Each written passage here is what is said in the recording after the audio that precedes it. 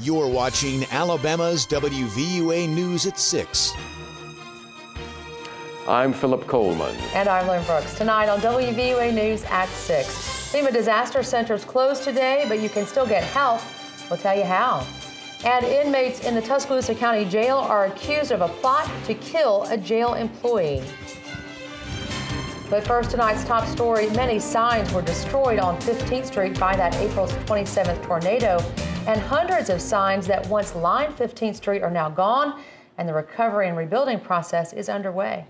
WVUA's Bradley Whittington shows us how signs on 15th Street could become a little smaller.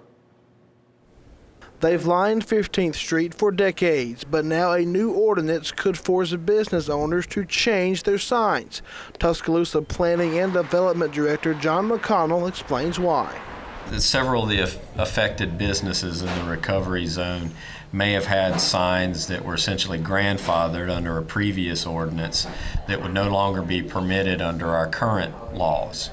McConnell says the ordinance isn't new. It changed nearly 4 years ago, but it's becoming an issue for business owners because April 27th tornado knocked down many of their signs. The current ordinance was adopted because the city recognized that we were accumulating a large number of signs, and they were tall and big in area, and the cumulative effect of that created a lot of clutter and actually confusion to the motorists.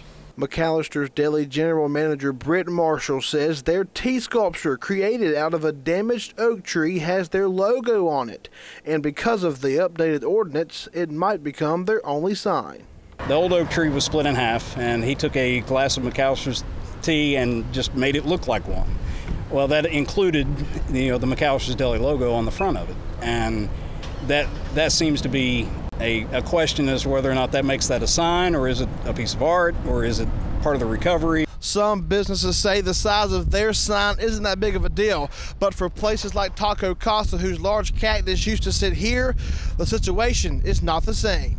Taco Casa is a part of Tuscaloosa and always will be. They don't want a sign every 5 feet down 15th Street anymore, and I understand that. But at the same time, I mean, there are businesses that have been here for 30 years that really deserve to have some amount of frontage that they used to have. A meeting is set for August 8th to clear up any confusion about the sign ordinance.